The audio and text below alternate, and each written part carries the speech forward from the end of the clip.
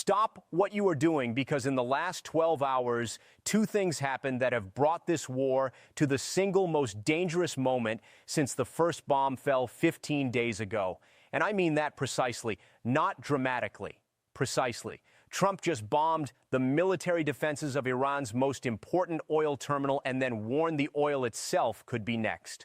Hours later, a missile hit the U.S. embassy in Baghdad, and Iran promised to turn the Gulf's energy system into a pile of ashes.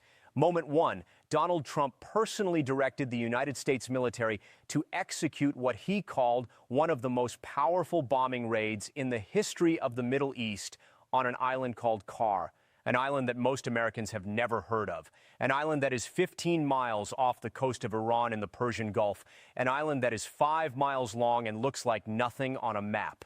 But through that island, through the terminals and pipelines and loading docks on that tiny piece of land, flows 90% of every barrel of oil that Iran sells to the world. Trump bombed the military targets on that island. And then he said the words that sent oil markets into shock.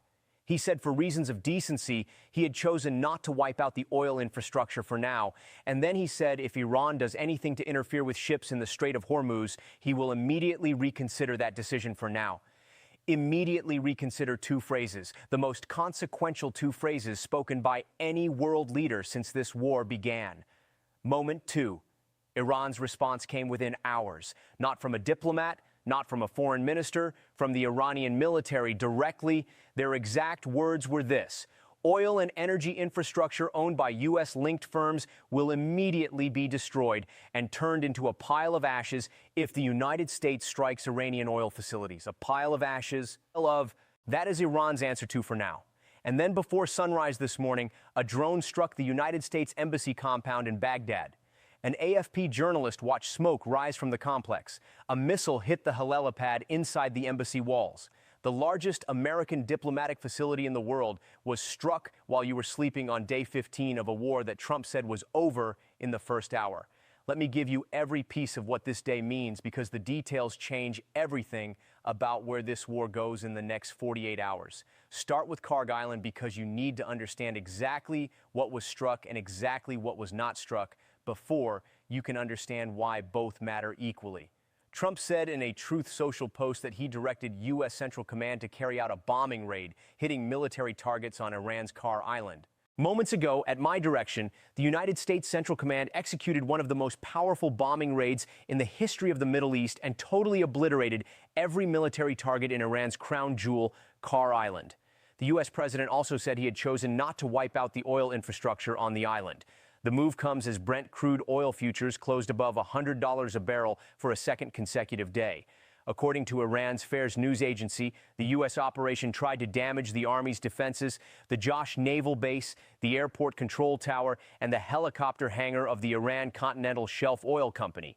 Kharg Island, a scrubby stretch of land in the northern Gulf, around 30 kilometers off the Iranian mainland, handles roughly 90% of Iran's crude oil exports. Trump said U.S. forces had totally obliterated all military targets on the island, describing it in a social media post as one of the most powerful bombing raids in the history of the Middle East. The U.S. leader said he had chosen not to wipe out oil infrastructure on the Iranian island for now. Now, I need to explain what for now actually means in the context of this specific piece of land and this specific moment in the war. Because Kharg Island is not just an oil terminal. It is the single most economically important piece of real estate in the entire Middle East conflict. The 5M long Coral Island, which is located about 15 miles off the coast of mainland Iran in the waters of the northern Persian Gulf, had been left untouched through nearly 2 weeks of U.S. and Israel strikes against Iran. The terminal accounts for around 90% of the country's crude exports and has a loading capacity of roughly 7 million barrels per day. Analysts say that any attempt to attack or seize it would require a ground troop operation, which the U.S. appears reluctant to undertake. An attack would also likely prompt a sustained increase to already soaring oil prices. 7 million barrels per day, loading capacity untouched for 2 full weeks of war, while 5,500 other targets were struck across Iran. And then Trump bombed the military targets and left the oil terminals standing and announced to the world that the oil terminals will be next if Iran does not stop closing the strait. This is the most sophisticated strategic warning in modern military history. Trump did not destroy Iran's oil economy. He stood next to it with a lit match and said, "I am choosing not to light this yet." Every oil trader, every energy minister, every CEO of every company that depends on Middle Eastern crude oil understood that message in the same instant. The strike was a shot across the bow by Trump to signal to the Iranians they should stop closing the Strait of Hormuz, which has dramatically disrupted the global oil market. Trump made clear in a post on Truth Social that the oil facilities on the island were not targeted this time, but warned they will be if Iran does not stop its attacks on ships in the strait. Zaidan Al-Khani, Middle East politics lecturer at Georgetown University in Qatar, said Trump's warning that he reserves the right to potentially destroy oil facilities on Kharg Island if tensions over the Strait of Hormuz escalate is a worrying sign.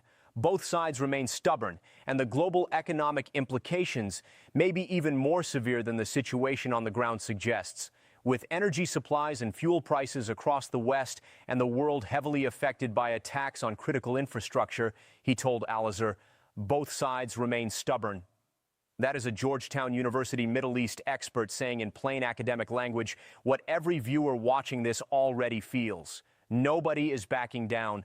The man with the lit match is still holding it, and Iran's response confirmed exactly that.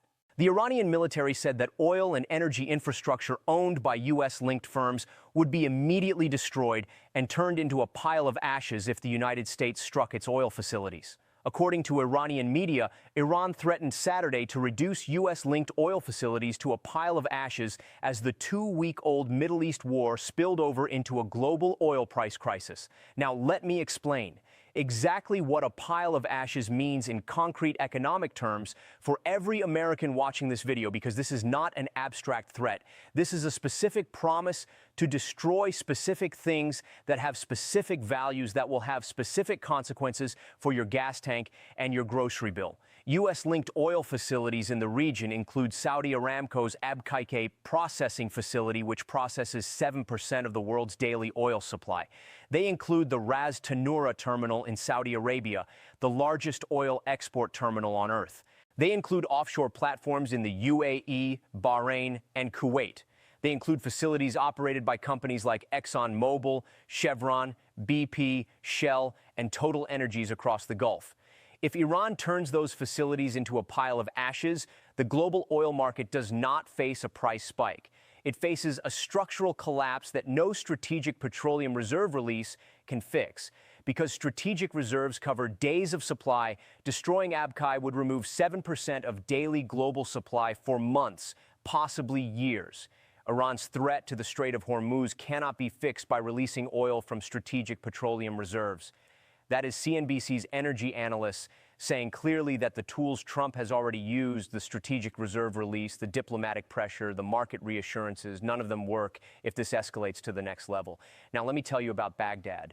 Because while the world was focused on Kharg Island and oil prices and Trump's Truth Social post, something happened in Iraq that should change every American's understanding of how wide this war has become. A missile struck a helipad inside the U.S. Embassy compound in Baghdad. 2 Iraqi security officials said the projectile landed within the embassy's boundaries. Smoke rises from the U.S. Embassy building in Baghdad, Iraq, Saturday, March 14, 2026. The sprawling embassy complex, one of the largest U.S. diplomatic facilities in the world, has been repeatedly targeted by rockets and drones in the past by Iran-aligned militias. The groups have recently stepped up attacks on bases hosting U.S. and coalition troops. A drone strike in northern Iraq on Thursday killed a French soldier and wounded several others stationed there as part of an international coalition.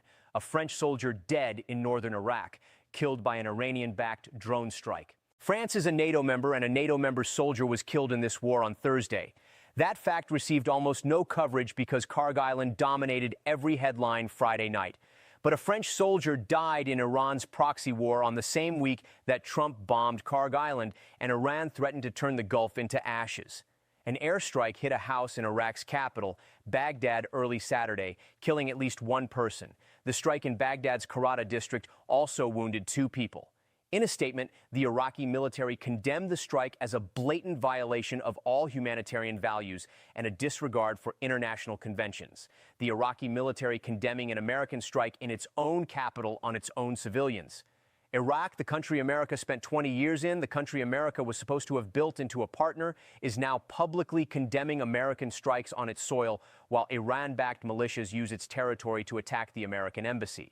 Now, I want to give you the full military picture of where Day 15 actually stands, because Trump's claim that Iran is totally defeated needs to be measured against what is actually happening on the ground. Trump wrote on his Truth Social platform that Iran would be wise to lay down their arms and save what's left of their country. The fake news media hates to report how well the United States military has done against Iran, which is totally defeated, and wants a deal, but not a deal that I would accept. He posted separately providing no evidence Tehran was seeking any sort of deal.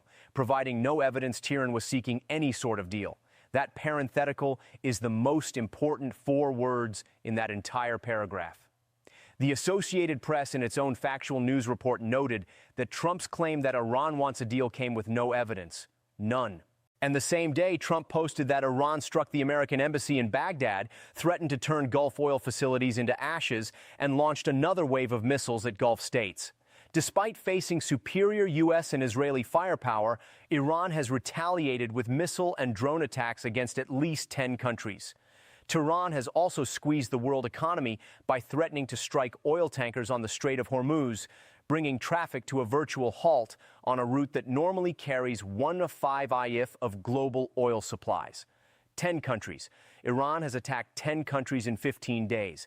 That is not the behavior of a country that is totally defeated. That is the behavior of a country that has decided to make its defeat as expensive as possible for everyone who caused it. After 14 days of war, the United States is reportedly sending reinforcements that could open up options beyond the airborne campaign. The Wall Street Journal and New York Times said Friday the Pentagon had dispatched the Japan-based amphibious assault ship USS Tripoli to the region, along with its complement of some 2,500 Marines. 2,500 Marines on an amphibious assault ship moving from Japan toward the Persian Gulf. Amphibious assault ships do one thing that aircraft carriers do not do. They land soldiers on beaches. The deployment does not necessarily indicate that a ground operation is imminent or will take place. What we are to make of this is that the U.S. is very slowly increasing its military posture in terms of prosecuting the war, and that it is not intending to wrap things up anytime soon. Al Jazeera's Rosalind Jordan reported from Washington. Not intending to wrap things up anytime soon.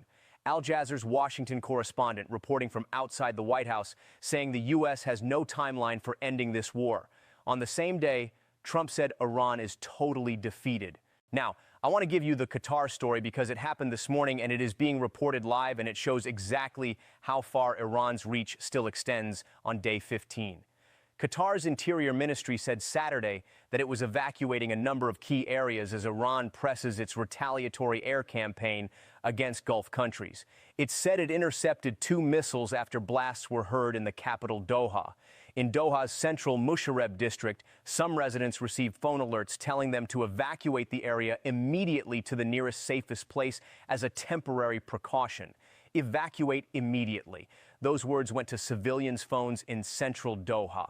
This morning, Qatar hosts Al Udeid Air Base, the forward headquarters of U.S. Central Command. It is the base from which America is coordinating the entire Operation Epic Fury air campaign against Iran. Iran is firing missiles at the city that houses the command center running the war against it. And civilians in Doha are evacuating their neighborhoods on a Saturday morning. Iranian and Lebanese health officials and Israeli authorities reported more than 1,300 people killed in Iran, 773 people in Lebanon, and 12 civilians in Israel, as well as 2 Israeli soldiers killed in Lebanon. Wednesday's aircraft crash over Iraq brings the U.S. military death toll to 13, 7 of whom were killed by enemy fire. 8 U.S. service members are severely injured, according to the Pentagon. 13 Americans dead, 130 Iranians dead, 773 Lebanese dead, 12 Israeli civilians dead, and the war is in its 15th day with no ceasefire, no negotiated pause, no diplomatic framework, and a new front potentially opening with 2,500 Marines on a ship heading toward the Persian Gulf. Here's the question that the Kharg Island strike has forced into the center of this war, not whether America can destroy Iran's oil infrastructure. It can.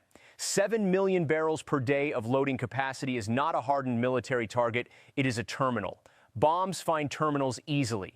The question is, what happens to the global economy the morning after those terminals are destroyed? Goldman Sachs estimated before this war began that a full Hormuz closure would push oil to $150 per barrel. That estimate was made before Kharg Island was struck, before Iran threatened to destroy Gulf oil facilities, before Brent closed above $100 for 2 consecutive days, before the IEA released the largest emergency reserve in its history, and it had no lasting effect on prices. What is the Goldman Sachs estimate for oil the morning after Kharg Island's oil terminals are destroyed and Iran makes good on its pile of ashes? Promise. Nobody is publishing that number because the number is too large to say out loud without causing the very panic it describes. Trump has the lit match. Iran has its own matches, and the world's oil supply is the building they are both standing inside. Trump warned that following the attack on Kharg Island, Iran would be wise to lay down their arms and save what is left of their country. And Mojtaba Kami, the man whose entire family was killed in the opening strikes, whose first words as supreme leader were about his father's clenched fist in death, answered that warning by having his military strike the American embassy in Baghdad before sunrise. That is the gap between Trump's for now and Iran's pile of ashes. That gap is where the next 48 hours will be decided. And whatever decision is made inside, it will affect every gas station, every grocery store, every airline ticket, every factory supply chain, every home heating bill in the Western world. Subscribe right now and turn on notifications. When oil markets open Monday morning, they will price in Kharg Island for the first time with a full trading day. When Trump decides what for now means in practice, this channel will be the first place that tells you what it actually means. When Iran's next move comes, whether it is another missile wave, another embassy strike, or the activation of the new fronts Mojtaba Kami promised in his first speech, you will get the full picture here. Subscribe. Tell me in the comments, do you think Trump will strike Kharg Island's oil terminals? And if he does, do you think America is ready for what happens to oil prices the morning after? I will see you in the next update.